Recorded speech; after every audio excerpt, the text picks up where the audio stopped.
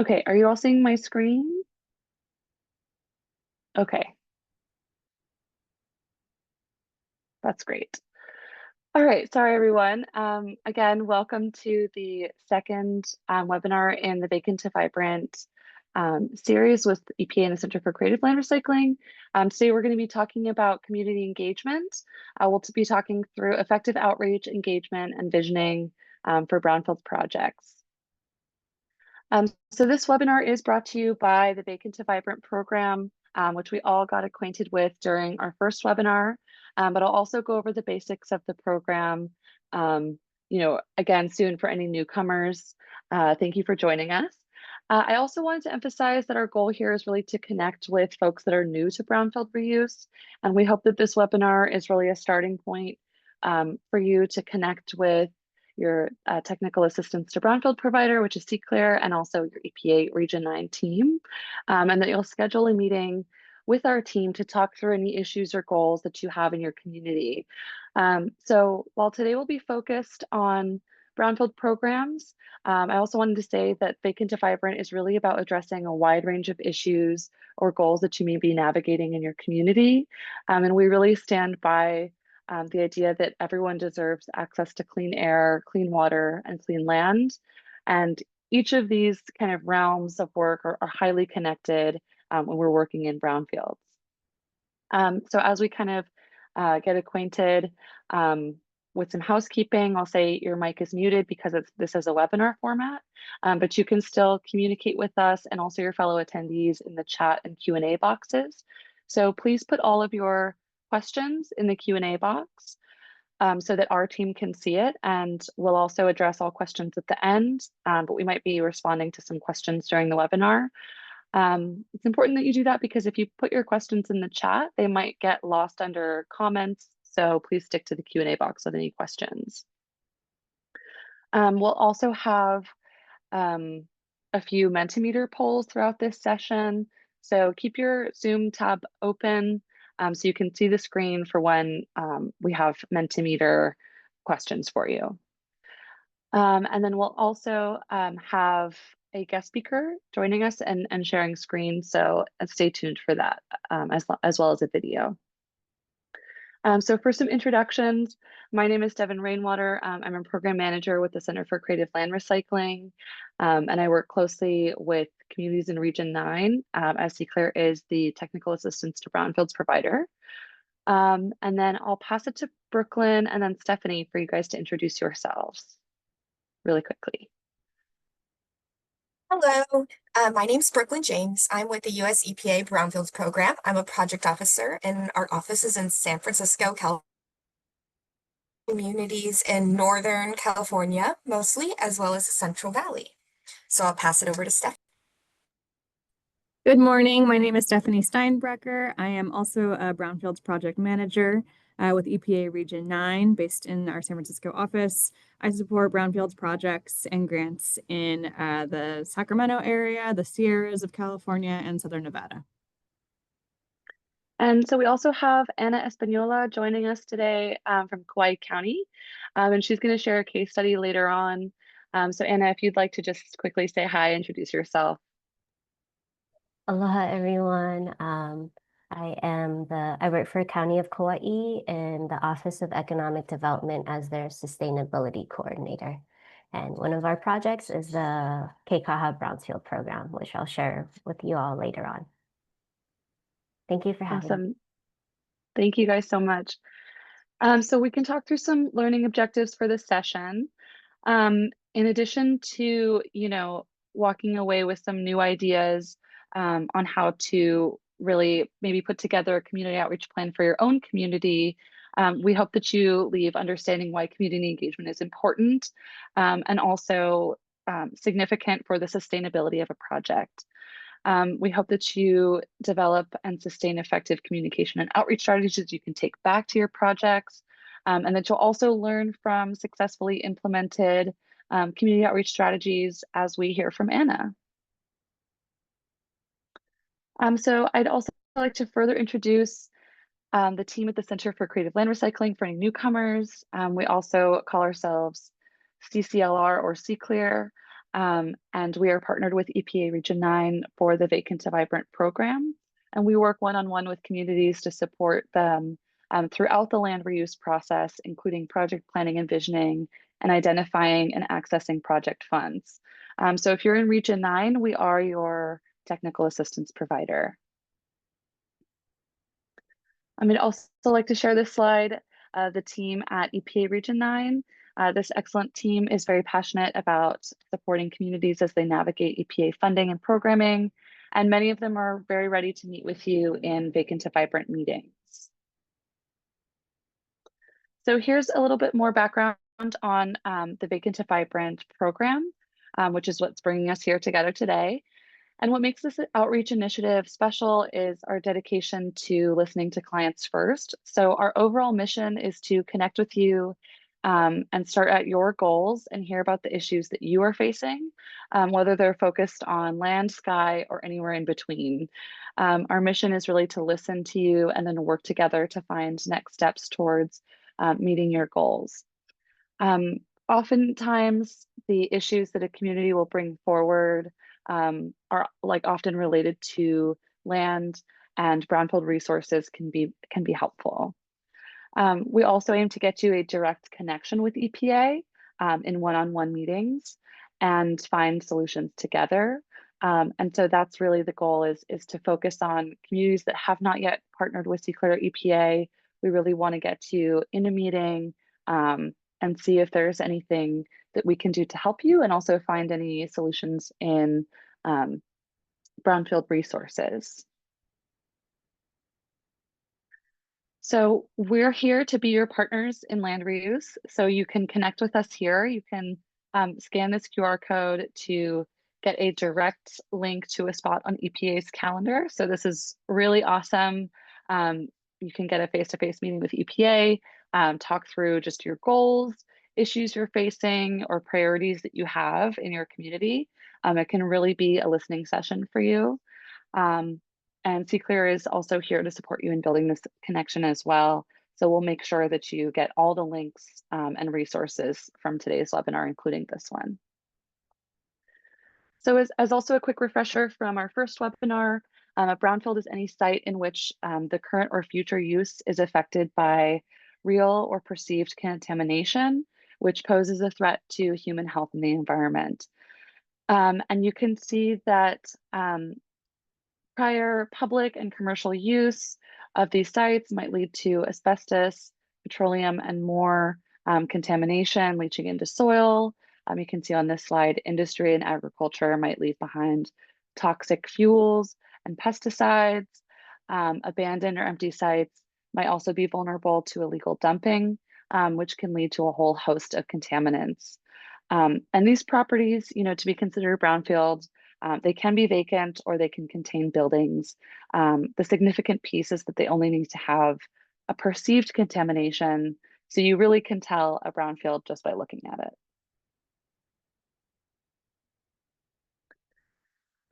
Brownfield sites, can be a negative for a community. They can be a nuisance, but they can also really become opportunities for the community. The assessment, cleanup, and reuse, and ultimate revitalization of potentially contaminated sites can be really beneficial for a community. If your region or community is at risk of flooding or fire, brownfield reuse can support the development of resilient infrastructure. If you're facing a shortage of affordable housing or parks, brownfields can become those benefits for the community. And land cleanup ultimately reduces the presence of contaminants and protects the health of residents, and can also be an opportunity to create jobs for local community members. So we can get more into our topic today. Thank you for letting me take you through kind of a refresher from webinar 1. So today we're talking about community outreach and engagement. And these two words describe two parts of a system, and really one cannot exist without the other. So outreach is just that, it's reaching out.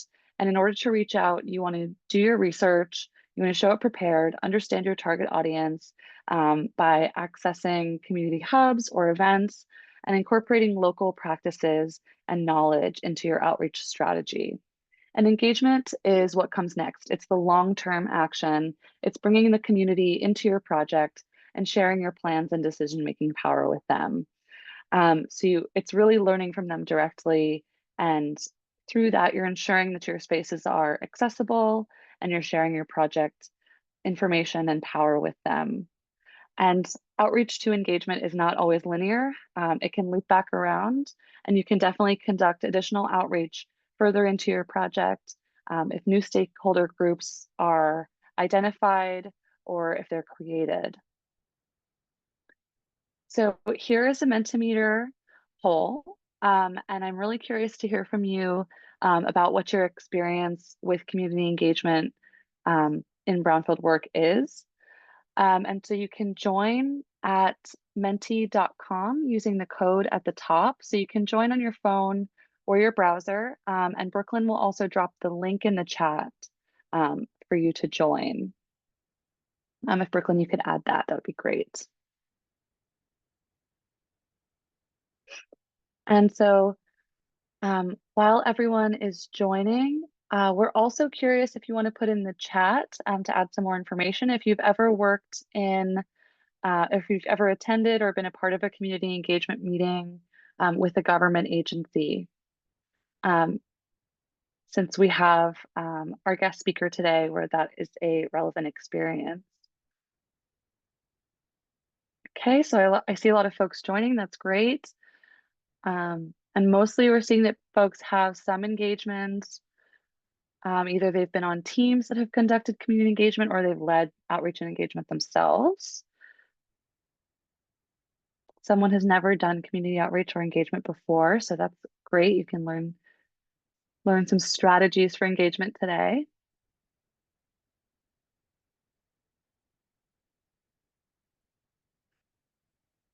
Okay, so I'll give a little bit more time to answer the poll, give us some more insight on your experience, where you guys are at.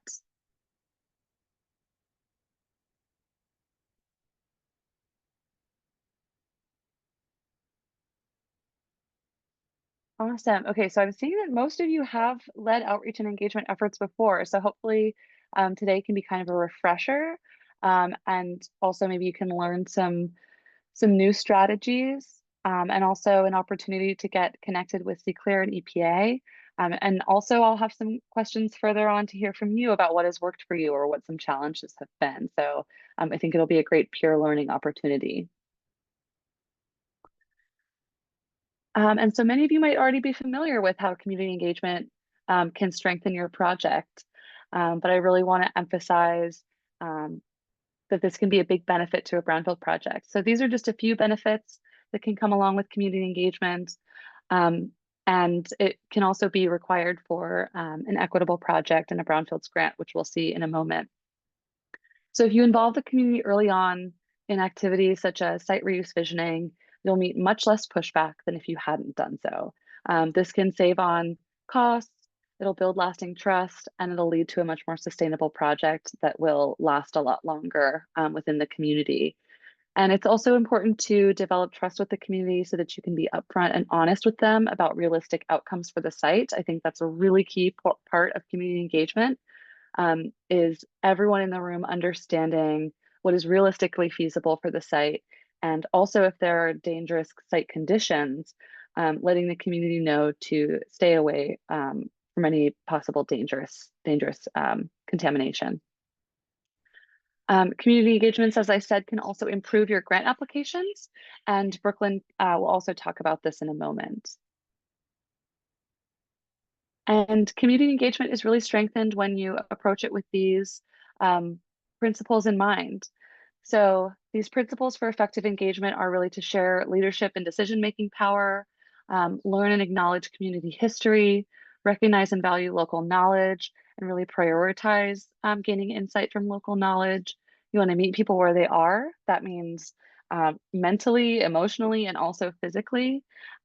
So going to the location where they are and also relating to them on an emotional level. And you also want to build intentional partnerships. So finding folks in the community that maybe already have connection with the local residents. And here's actually a picture from the site we'll be talking about later today. I also wanted to take a moment to talk specifically about the power of engaging your elected officials in addition to engaging your residents. It can be very fruitful to engage with city council members and even Congress representatives in all phases of the Brownfield process. So you can invite them to groundbreaking celebrations, ribbon cuttings, and share success stories directly with them. So it can be really beneficial to tell them about your wins, tell them about the value of technical assistance and grants. Especially now, representatives do want to hear from you. And it's really important to share why EPA grant programs, local programs, and technical assistance is important.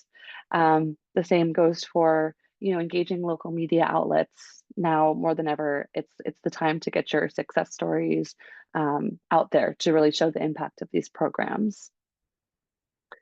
So now I'll pass it over to Brooklyn to go through some EPA grant requirements. Thanks, Devin.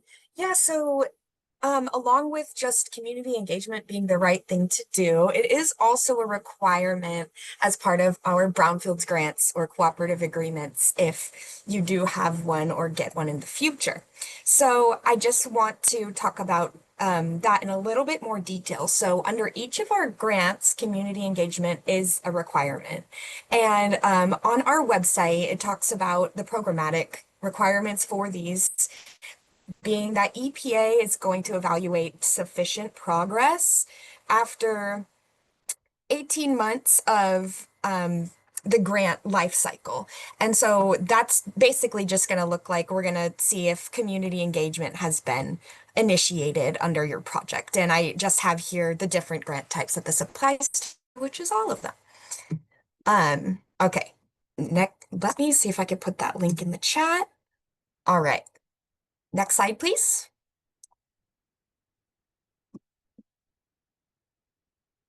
Okay.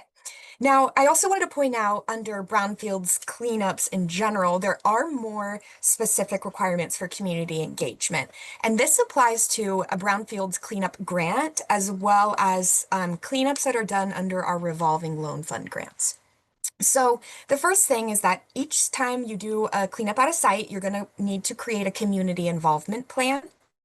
And what this looks like is really up to you and what's best for your community. And it could be a simple plan describing how you plan to involve the community throughout the project, just a write-up.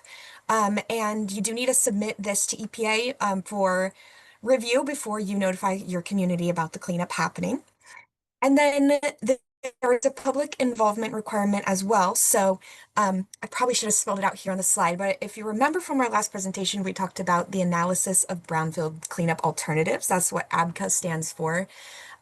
This is going to need to be available for public comment before you can proceed with the cleanup or even proceed with the cleanup grant application. So you're going to need to post this for people to make comments and then also have a way to collect those comments, make note of them, and respond to those comments, as well as document the changes you've made to your ABCA based on those comments. And then lastly, there's going to be an administrative record required to be created. And this can just be, for example, like on a Brownfield's website or on your city's website. And it just needs to be a list of the different documents related to the Brownfields grant for the public to access. So that should include the ABCA, any site investigation reports, or like the reports that result from your phase 1 and phase 2 environmental site assessments. If you have a cleanup plan, if you're following any standards or regulatory limitations, what are those? And your responses to comments as well. Things of that nature should be made available for the public to be able to access. All right, next slide.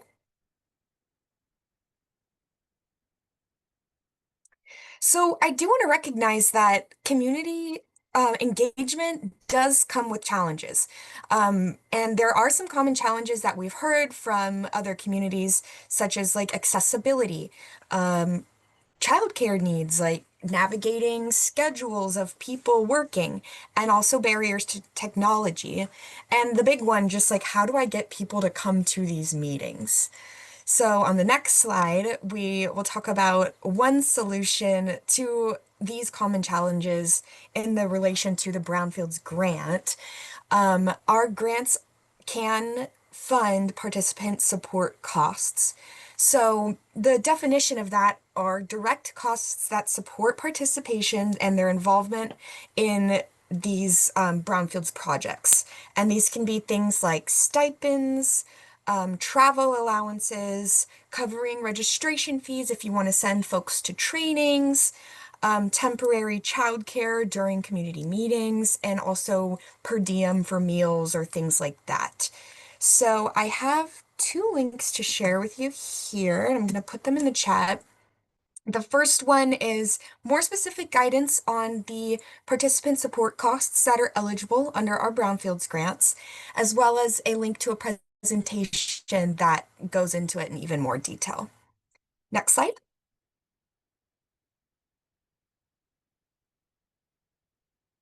And so here are some different examples of participant support costs, and you can go ahead and read through these, but I'll point out a few of common ones are stipends for participation in community meetings. So let's say you have community meetings planned for each quarter, and you can provide stipends for community members that attend like 4 meetings or 3 out of 4 community meetings throughout the year, for example. That's just one way that you can help incentivize participation in these meetings, as well as offering to cover registration fees or training materials. Something cool is if there is a way to provide temporary dependent care, you know, having the kids in the corner of the community hall when the meeting's going on and somebody watching them, that can really remove some barriers to some folks coming to meetings if they have someone to temporarily watch their child. And yeah, like I mentioned, stipends, if there's any workforce related development happening, covering for interns and trainees as well. So yeah, if you take a look at the links that I provided, they can have more detail for you too. Okay, next slide. Okay, I think this is where I'm going to pass it over to Stephanie. Thanks, Brooklyn. Yeah, so here we have some pretty standard steps of an outreach plan or elements of an outreach plan. EPA, I think it was already mentioned, does not have a prescribed format for, you know, community involvement plans or outreach plans or communications plans. I think that may be something that CClear could help develop if that's new to you. And they may even have some good examples, but you know, basically what we're going to be looking for and what would be, I think, most helpful for anyone who's doing community outreach is to think through some of these steps. So frame the issue, determine your purpose, identify project goals. Why are you interested in doing a brownfields or land reuse effort or project? And why is it important to have the public involved in that? Assess organizational capacity and identify your team. We'll get to that more in the next slide. As well as identify stakeholders and understand your community profile. So who are you trying to reach? Who do you need to involve? Who needs to be in the room? Identify any barriers to engagement and determine your outreach strategies, and develop a timeline and launch plan. And I think, you know, part of this all, sorry, Devin, is, you know, community outreach can be really instrumental in putting together a successful project. It can also, if done wrong, derail projects and add significant time. So being really intentional about community engagement, making sure the right people are involved in a project can really help make projects go more smoothly. So that's why we have these steps here. Okay, next slide. So creating your team.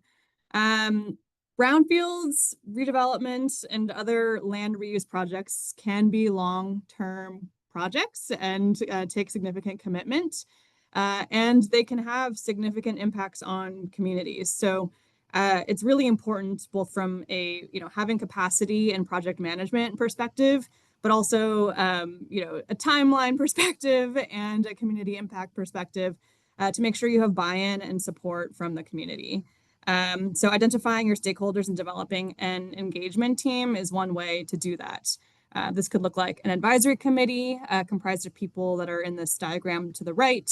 It could look a number of ways, but having a team of people who are committed to your community engagement goals will help projects go smoother. I will acknowledge that this may seem aspirational, but again, community engagement really shouldn't be an afterthought. It's really important to have the right folks who are committed to seeing this project through involved from the get-go and all the way through project planning, implementation, and then ultimately completion. All right, so next slide. Yes, so here we have the levels of public participation diagram, which was inspired by the International Association for Public Participation's model. This shows the different levels of participation that you might consider for different parts of your project. So, it's important to select the appropriate level of participation to define the public's role in a process. So for example, if you're at the very beginning of having a brownfields program and your community has identified a vacant lot or a blighted property that is in the middle of town that you're open to trying to figure out what to do with, you might be looking at involving, consulting, partnering with those stakeholders to sort of figure out what do you do and how do you move forward. If you have already decided on like a remediation tactic or there's something that's a decision has already been made, you may just be needing to inform the people in the community about that decision that was made. So really understanding how you want people to engage is going to be critical in any sort of public decision-making process. All right, next, Devin, is I think a Mentimeter, yes. So back to Menti, what are 2 barriers or challenges you face when planning or conducting outreach and engagement? So please feel free to go back to that link that Brooklyn dropped in the chat earlier and let us know some barriers and challenges that you have faced. I'm guessing there are several you could list here. It is not an easy thing to do to conduct outreach and engagement. I can think of about 12 examples at the top of my head, but let's hear from you.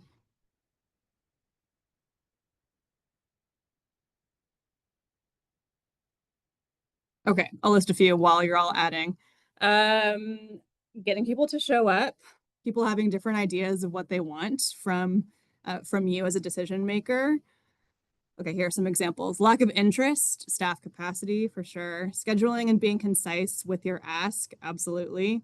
Approval processes, identifying all the stakeholders, that's a really good one.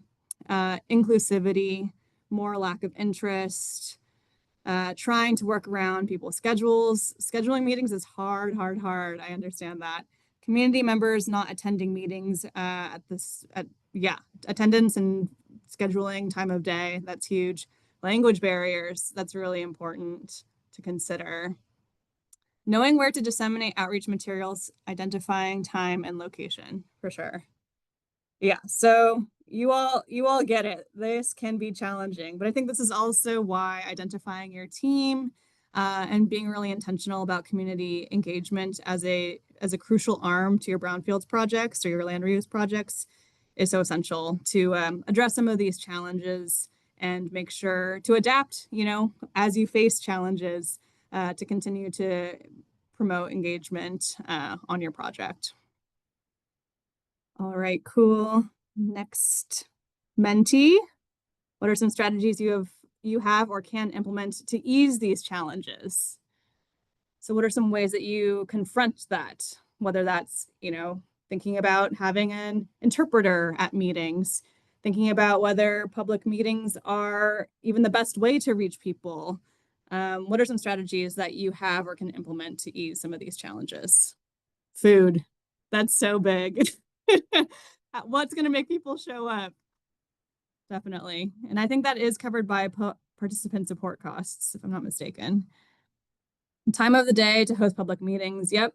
So figuring out if there's a time that works for your community or the people you're trying to reach. or asking them, when's the time that you want to meet? Do we have to have multiple meetings? Use a variety of strategies to reach people, mail, email, social media, etc. Yes, absolutely. People receive information in a myriad of different ways. So I think that's huge. Multiple meetings at different times and venues, understand the community's needs, what works best for them, nurturing productive space. Yes. Bring, again, more incentives. Love it. Small succulents. That's a good one. Childcare. Have multiple type of outreach materials. Yes. I mean, making it worth people's time to show up, whether that's because you are incentivizing their participation or, again, going back to that spectrum, people feel like their voices are heard and it's a good use of their time to engage on this very important community matter. That's really what will get people in the room. Absolutely. Great suggestions. All right, I think I'm passing it back to Devin now, if I'm not mistaken. Just yes, thank you so much, Stephanie. And thank you for everyone who shared your challenges and ideas. I think it's really good for us all to kind of share what's hard and then what works. So we are also attempting to share some ideas of what can work to address the challenges with community engagement. So here are some tools that you can consider using to increase the effectiveness of outreach with the ultimate goal of long-term engagement. So some of these were already mentioned in solutions, so that's great. We also have, posting in a local newspaper or on the local newsletter. This can be, paper or digital. Also, there's a link here from EPA, which Brooklyn can put in the chat, of different tips on how to take pictures of or record your brownfield site to post online or update your community. You can also post to social media or have online resources such as LinkedIn, Facebook. Some of you might even use Instagram. And you can also have a program website or a property fact sheet, which I'll dive into more on the next slide as well. Another great old-fashioned way to get into communication with folks is including a flyer in utility bills that folks get mailed to their homes. That is a good way to reach a lot of folks where they are. And you can do a similar thing with flyers at school. So you can provide flyers to teachers and ask them to include them in their students' homework folders so that parents can see those flyers that come home with their student. And it's really all about being creative and doing what works for you and your community, because not everyone's going to have resources to be able to do all of this outreach. So it's also about identifying your community and seeing what will work best to reach them. And that's also really connected to bringing in a good outreach team, which we talked about earlier, that knows the community and knows what they will most likely respond to. And so this is a slide kind of going further into what you can do online. So you can put together a program fact sheet to talk about the Brownfield program in your community or at your state agency. If there are EPA Brownfield assessment funds at your state, they often have a program fact sheet. And so you can replicate this as well for your community project. There's an example of a program website and a program fact sheet here. So you can see the fact sheet on the right, which is information about brownfields, what brownfields are, what the local brownfield program goals are, and why community input is valued for this program. You can also put together a property fact sheet. So this can be a 1 to 3 page briefing sheet on your project and the site that you're working on. And that can be really beneficial for informing the community and also attracting developers or other partners to continue working with you on that project. And so you can go ahead and scan that QR code for an example of a program website from the Baker Technical Institute, which is also screenshotted on the right.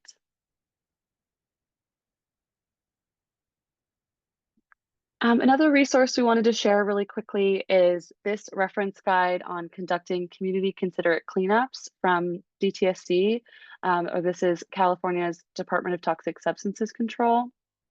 And their guide shares alternatives for better and more effective site cleanups while also guiding you through compassionate engagement strategies for a sustainable and impactful connection with the community that you're working in. So this is a really good resource specifically geared towards engagement around community or site cleanups, which can have their own host of concerns from the community. A lot of times this can be the most disruptive part. So this guide can kind of walk you through different factors of engagement around cleanups. Okay, so since we talked through some outreach tools, since you all already shared some ideas of tools that you might use, I'm really curious to have you start thinking about which outreach tools that you think are most effective. And this can be from your own experience working in your community, or it can be hypothetical. So if you go on Menti again, you'll have the opportunity to rank each of these different categories of outreach tools that we've kind of been talking about. And I'm curious what, is most effective for you in your work, since a lot of you have done community engagement work already. Or if you haven't done this work, you can consider what might be most effective in your own community. Okay, so I see we already have some folks responding. Social media is definitely coming out on top, with newspapers and printed media. Second, Brownfield program webpage is great. That can also be shared on social media.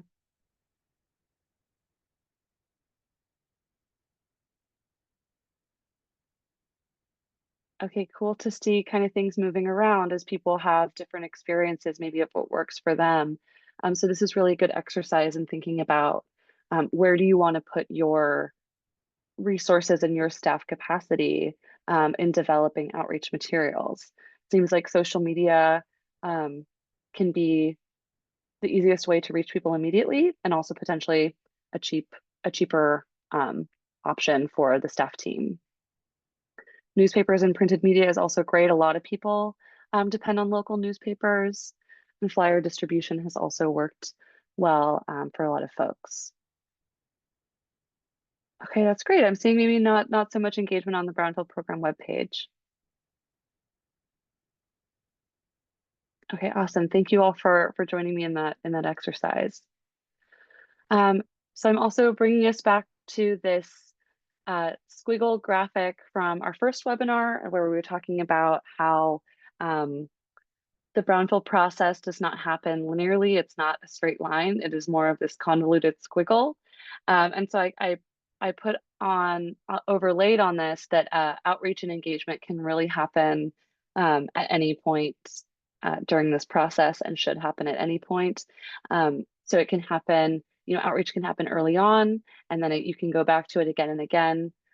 Again, if you identify new stakeholder groups or if more spring up, and getting engagement during each step of the process is the ideal.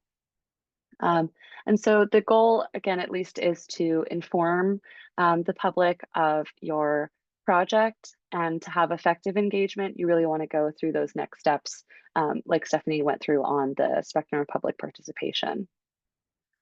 So now I will pass it over to Anna to share her case study of real life community engagement. So it'll be a great opportunity to learn from Anna. And I will also stop sharing my screen, Anna, so that you can share your slides.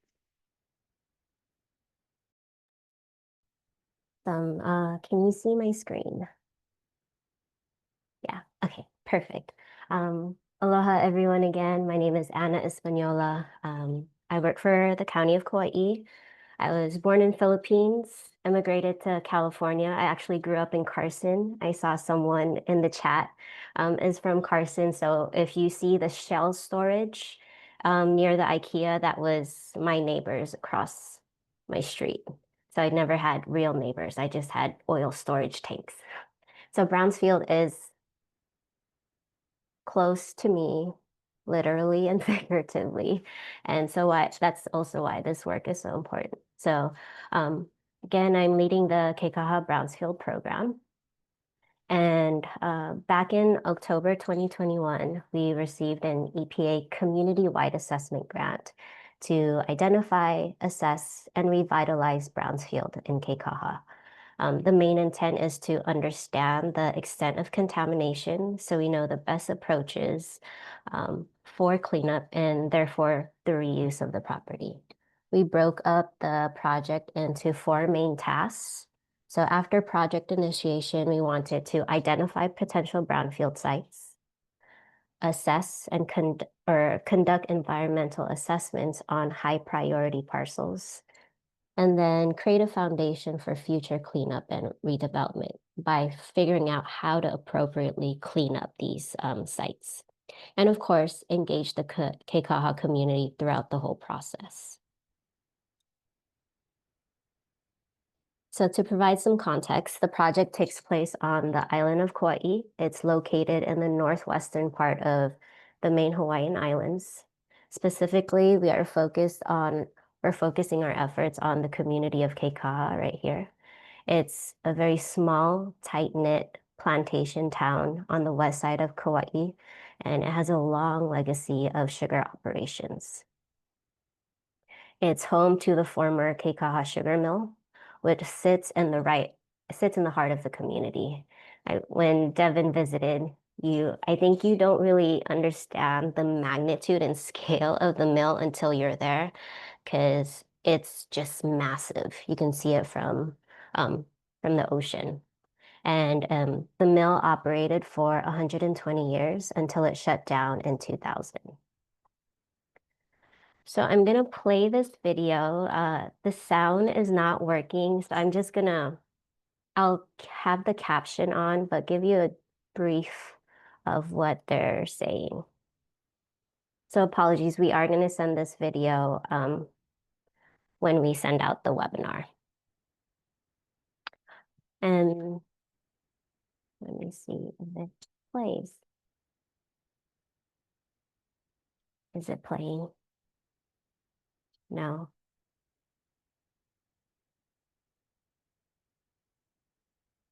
Okay. So this video is from 2011 when there was a proposal to demolish the mill. And it's basically talking about how the mill is very connected to the community. It's been a prominent landmark for years. This one gentleman who's being interviewed is describing how since the mill smokestack is so large and so tall, it serves as a landmark for fisher people and hunters. So if you're out in the boat in the ocean, you see the mill site, you know you're headed to the right direction, you're going home. Same when you're up in the mountains, you see the mill. This is a image of the mill from the mountains. And so there was a lot of outcry of demolishing the mill sites. And honestly, it was a main source of income for the town. It's kind of where the town grew around. And this lady, Darlene, is expressing how valuable the mill is and how it symbolized community connection. You know, everyone knew each other.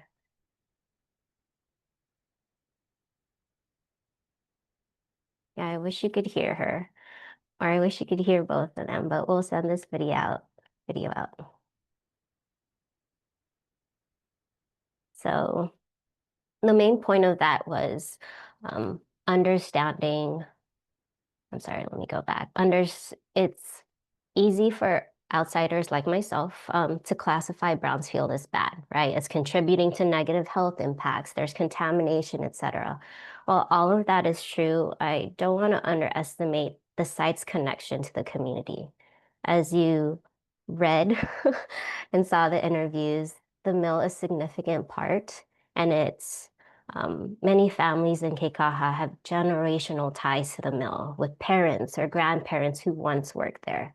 So this lived experience and local knowledge have been invaluable for us to fill in gaps that historical records alone couldn't provide. So understanding the significance laid the groundwork with our approach and how we kept the community informed.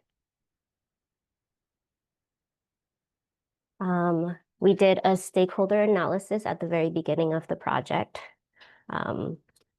Looking at the age breakdown, for example, average age is 41 years old, with 22% older than 65 and 30% younger than 25. That's a very big age gap. So we need to cater our outreach to ensure we reach those demographics.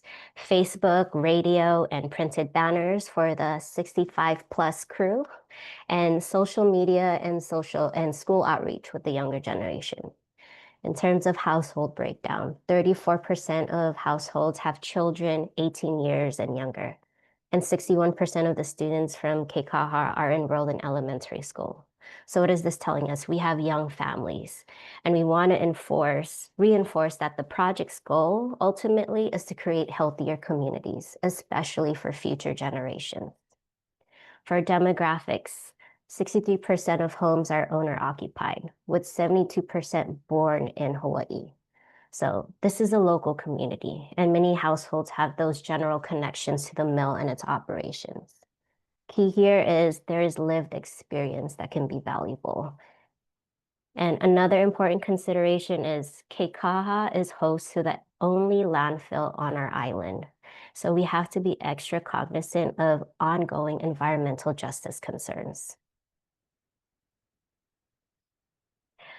When we first launched the project, we conducted a community survey. One of the questions we asked was, why do you think others might choose not to respond, right? And the top two reasons were a general distrust of government, and two, doubt that this project would actually benefit the community. There's been past environmental assessments that's happened, and the mill is still there. The mill still hasn't been cleaned up. So we didn't receive a large number of responses, but this question stood out. It really captures the community's lack of trust in government-led efforts. And that's most likely shaped by historical injustices, right? From the illegal overthrow of the Hawaiian Kingdom by America to the ongoing lack of restitution for Native Hawaiians and generational families. There's a long history behind that distrust. So we knew from the start that building trust would be essential, and that moving at the pace of trust wouldn't always line up with project deadlines. Like Devin showed with the graphic, it's going to be a squiggly line. But going through that squiggly line is worth it because you're bringing in the people and the voices that matter. So early on, we recognized that Aola Mau was a trusted was a trusted voice in the community. I actually met with them in person because they don't do Zoom or anything virtual several times before the project officially launched. And I met with them at least 4 times, and at first there was hesitation. They were cautious. They were cautious of me. I'm an outsider. But over time, through continued conversations and showing up consistently, that trust started to build. And it was helpful that I also worked with Aola Mau on a separate initiative. So this picture is from Play Streets. And so when they saw that I was doing other things outside of the Brownfield program, that helped to foster that relationship outside. It's not just project-based, this is a genuine relationship building effort. And Aola Mau was so helpful. They really became our sounding board. They offered guidance on who to include in the advisory group, how to best share it with the community. And eventually, they even offered to host a town hall meeting so we can present the project. So one of the mentee questions was, what are some challenges for community engagement, logistics, finding a time and all that? They took care of all of that for me. It was extremely helpful. Of course, we provided food, so we provided dinner plates. And then this is like, there was a lot of fisher people in the community, so they even gave out bags of fresh fish after the community meeting ended. So the meeting drew over 100 attendees, something we would have never been able to achieve on our own. So key here is build relationships, build intentional relationships, like Devin mentioned, partner with a trusted community organization, and if it's feasible, develop those relationships outside of the project. As mentioned earlier in the presentation, you need to do an outreach plan or a community involvement plan. This visual breaks down our initial approach, very clean. For a general public, we're going to host a community meeting, conduct surveys, stakeholder groups will form an advisory group. Key individuals will send letters and conduct one-on-one interviews. And from the get-go, we knew it was important to value people's time. So we budgeted for food at meetings, offered gift cards to encourage survey participation and advisory group involvement. This is that participatory cost that they mentioned. So we allotted about $14,000 in the budget. So this was our expectation. This is a cleanup version of what actually happened. We had to adapt, really, and expand our approach in so many ways. For example, we didn't anticipate having to interview 7 former sugar mill employees right before we develop our sampling analysis plan. For Section 106, where we had to consult with Native Hawaiian groups and the state's Historic Preservation Division, we ended up presenting to our county's Historic Preservation Commission and explain how soil will be collected. And we did this because in Hawaii, anytime you dig into the soil, there's risk of finding human remains. So we just had to be extra cautious. And then in terms of the community survey, that was a dud. We only got about 32 responses, even with the $100 gift card.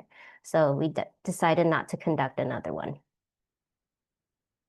In terms of engagement workflow, our timeline also had to be flexible. You can see in the orange strikeouts where we had to extend our time. What we thought initially would be a 2 to 3 year process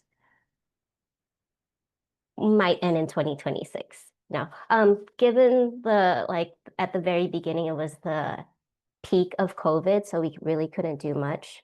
But during the identify phase, we struggled to find a property owner to participate in the program. Because at the end of it, it's voluntary, right? We can't really force people to, hey, we want to go in your backyard and study your site. And no regular community resident was willing because they feared that if contamination was found, they had no funds for cleanup.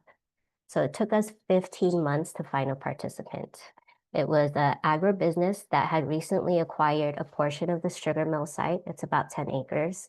And they already had plans to develop it with workforce housing. So we thought it would be smooth sailing from there. But when a cost share agreement was given to the property owner, they went silent because they assumed that we would cover all costs. And that stalled the project. I panicked because I'm like, oh no, we're back to square one. But I'll talk more in the presentation of how we were able to bring them back to the table. In terms of outreach tool, we developed a project website, fact sheets that you can also download from the website. It was important for us to kind of make all the information digestible for the public. So we had graphics. When soil sampling work started, we printed out a large banner in front of the site so that people can just know more information, why we're doing this, when it's going to happen, and what to expect. We had county press releases that was automatically published on our county's Facebook. And here, Facebook is still pretty big. The county has about 30,000 followers. So that was a really good way to reach out to the entire community.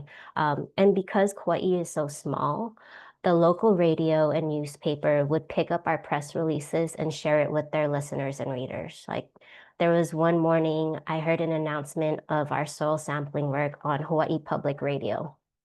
So we also posted in our social media channels, and I emailed and called interested individuals.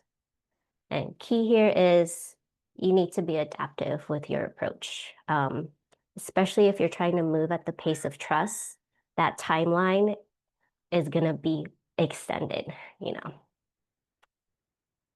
And then last thing I want to note is relationship building is key. Like I noted, I shared earlier, community had an underlying distrust of government, right? And so I had to work with Aola Mao before the project even launched to get the broader community involved.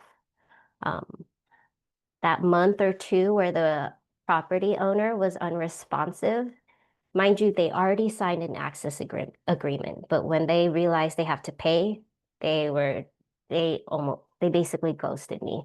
So I had to ask my director, who tapped into political and community leaders, and thanks to longstanding relationships on Kauai, they eventually agreed and signed the cost share. And even government coordination took creative effort. Department of Health was short-staffed and tough to reach. I happened to work with one of their staff on a different campaign focused on climate and health. And that same person ended up reviewing our sampling analysis plan. So our weekly contact on a different program helped us build this relationship that really like, hey, we need your advice. Should we analyze the deeper samples, please? Please talk to me.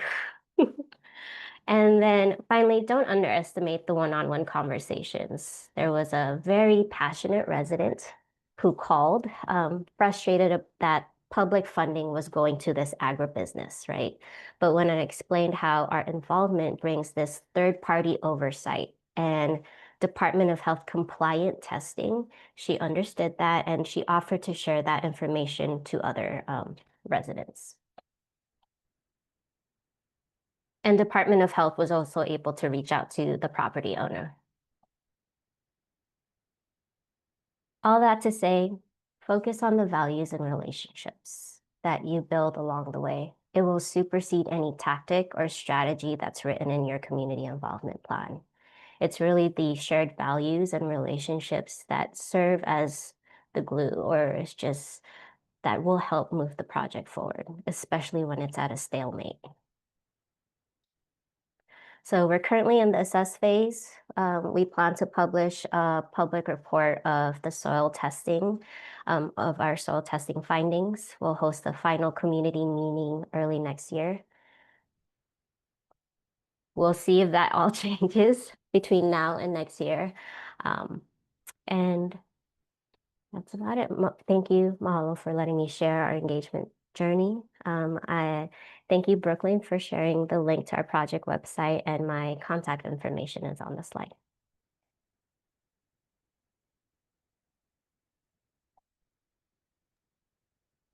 Awesome. Thank you so much, Anna. All right, I'll share my screen. And if you have any questions for Anna, feel free to put those in the Q&A box as well.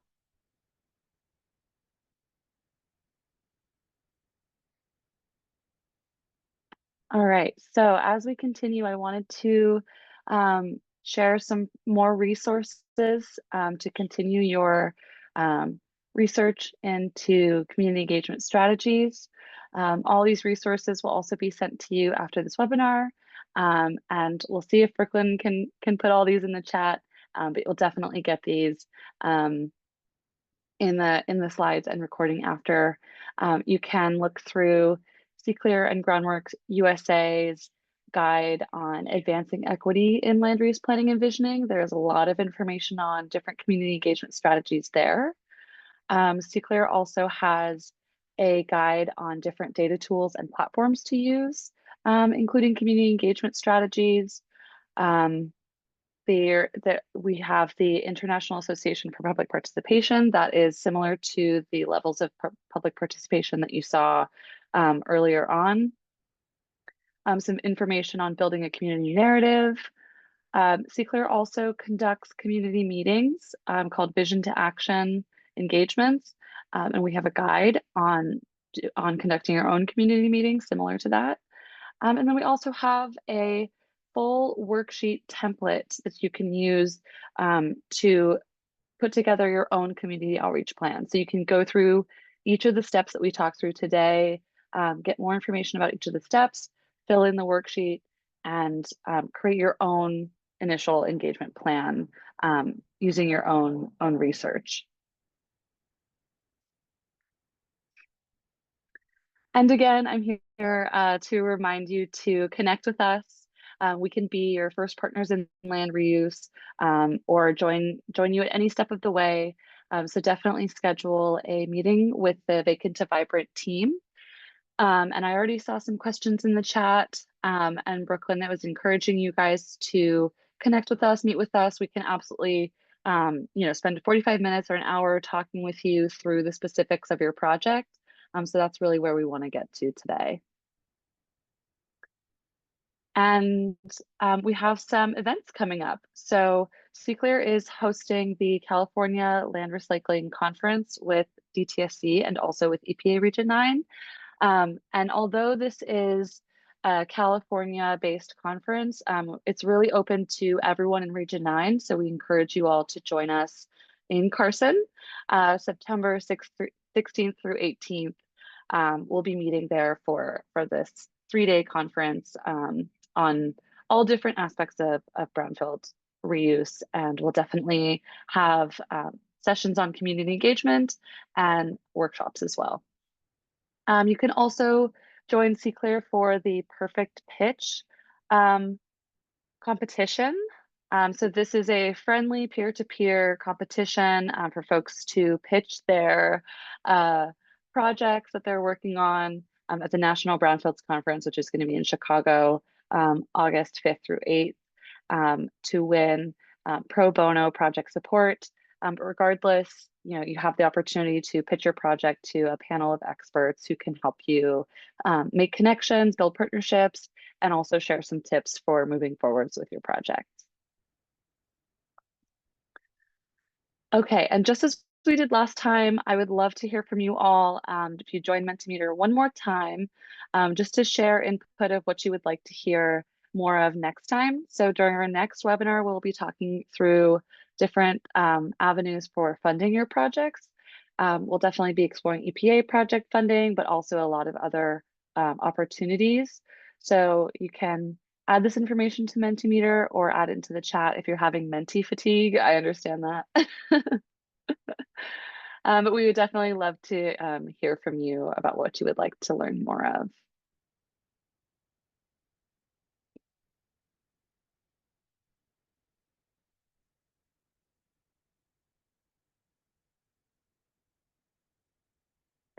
And I think as folks are hopefully responding to what they would like to know more of, we can ask for some more questions in the Q&A box. Oh, thank you so much for the feedback.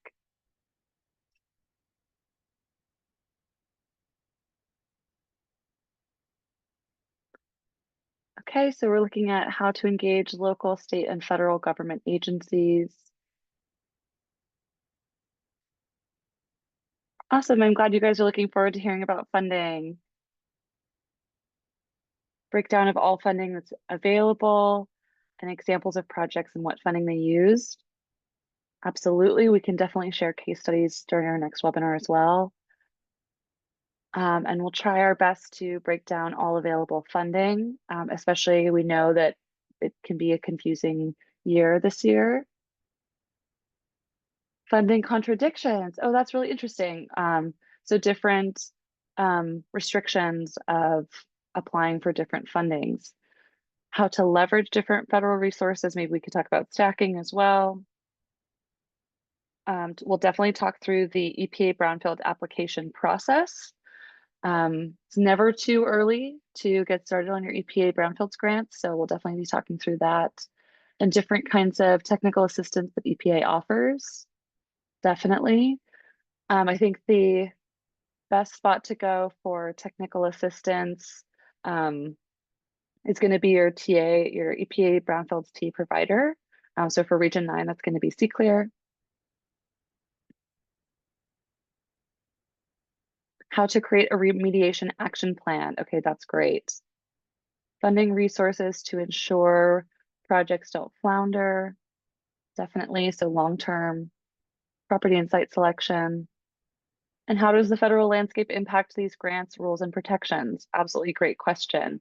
There was recently a webinar from Smart Growth America addressing this that I can, or no, it was the Strategic Growth Council, similar acronym, but I can definitely link that resource and related resources on funding in this current landscape in our follow-up email, because of course that is very relevant, and we'll get you prepared for next month's webinar. All right. So here's our contact information if you would like to get into contact with any of us individually. But that pretty much concludes our webinar, so we can move into question and answer. So if you have any questions for me at CClear or the EPA team or Anna, go ahead and put your questions in the Q&A box so that we can get those answered. And I see that we have 2 questions in the Q&A box already. The first one is, can you please address how to best include tribal communities in engagement plans? And does EPA have resources to support on this? So I'll definitely pass it to EPA to see if there's any resources that EPA has. But I will say that CClear, the Center for Creative Land Recycling, does have resources on engaging tribal communities. If you sign up for a newsletter, we will also be posting a blog post specifically on tribal engagement, including examples from projects done in Alaska, and that's starting off our series on tribal engagement. So we'll include examples from other states as well. But right now in this webinar, we're talking about community engagement. The answer that I can give is pay attention to those principles of effective engagement that we talked about. So considering local knowledge, I think focusing on building effective partnerships is really key when working with tribal communities. It's all about building that trust with tribal communities, especially if you're an outsider in that area, working with the tribal council, and really working with key community liaisons or community champions that have a trusting connection with the community that is there, so that you can have someone to relay information as well that can also work with you to identify best outreach strategies for working with their community. You gather that local knowledge, you build the intentional partnerships, and that's really the best strategy.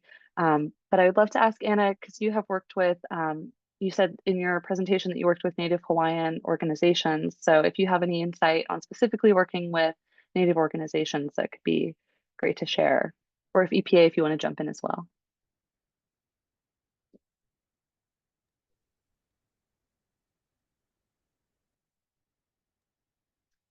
Sure, I'll jump in and then I'll pass it to Anna, because Devin, you said kind of exactly what I was thinking, and you put it much better than I would have. So just echoing everything that Devin just said, maybe trying to identify that that champion or that liaison that you can go to tell information that who can relay it to other tribal members.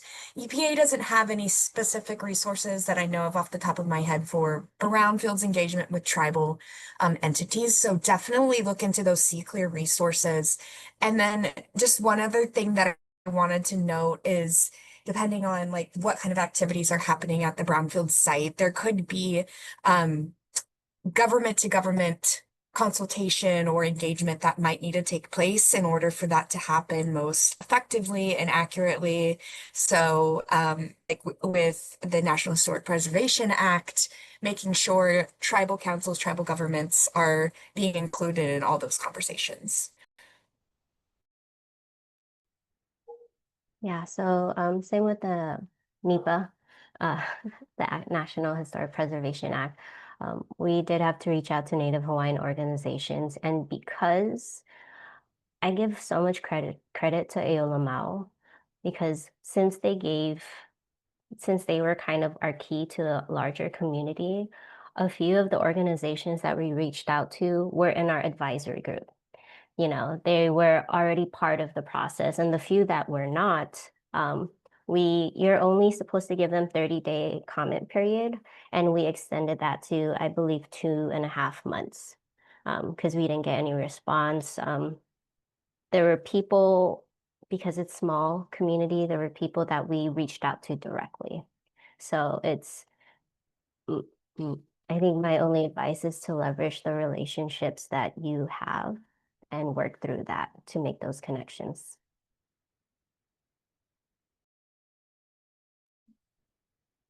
Absolutely. Thank you guys so much. So we also have a question in the Q&A box. How do you target messaging when certain census tracts are priority areas and others are not? It seems like a political can of worms, but we need to have target areas to focus on as well. So I definitely would be interested, Michelle, in talking with you further about identifying. I think this is speaking to a question of identifying who is in the community that you're trying to reach. So this kind of relates again to identifying who your stakeholders are, who is touched by the project in the target area. When you're talking about priority areas within certain census tracts, I think it's also you're going to be thinking about, okay, what are my outreach strategies to connect with specific communities? Where do folks meet up? What social media platforms do folks use? I think it's all about kind of specifying outreach strategies to the community that you're most trying to reach, even if that's location based. Anyone else have any response to this question they'd like to share? I'll just acknowledge that oftentimes census tracts and other sort of governmental units do not graft really well onto how communities are actually organized or the needs of particular groupings of people. So while for sometimes for reporting or for applications or whatever, we have to unfortunately use some of these sort of mechanical units to sort of understand where our target areas are, or to delineate areas of impact that may not graft super well onto your community. And so, yeah, kind of just to echo Devin's point, we see that as a limitation that's hard to solve on the sort of administrative end of things. But in terms of having effective outreach and engagement, I would definitely encourage you to define your target areas in a way that makes sense for your community, and to target your outreach in ways that actually meet that community. And just to add to that, I think this is where the participant costs really comes into play.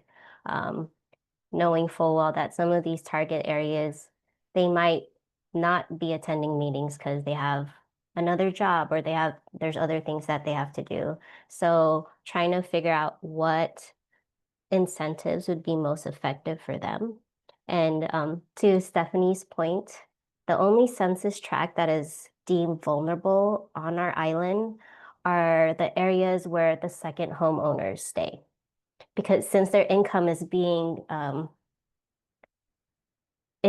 kind of accounted for in another state, they seem like this is a more vulnerable area.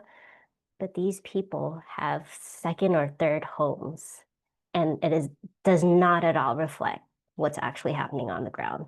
So even knowing where the actual needs of your community, I really would stress that stakeholder analysis before you even create your engagement plan. Yeah, I really like that point, and I appreciate that emphasis on ground truthing is always the best.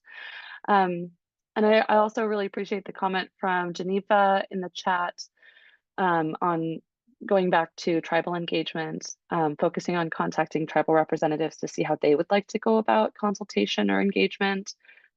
That's really the best, definitely, in all types of engagement as well. It's doing that stakeholder analysis. It's working with the community liaison or the community champion, and really getting on the same page about what outreach can, what successful outreach can look like in that community. So I don't see any more questions in the chat or in the Q&A box. So I think that that can be a great point to end on. And I really appreciate everyone sticking with us, joining this webinar. And thank you to all of our panelists for being here. And we're really looking forward to seeing you all at the next webinar, where we can talk about project funding.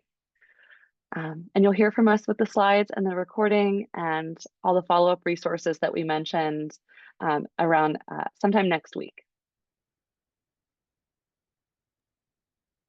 Thank you all. All right. Mahalo, everyone. Mahalo. Thank you. Bye.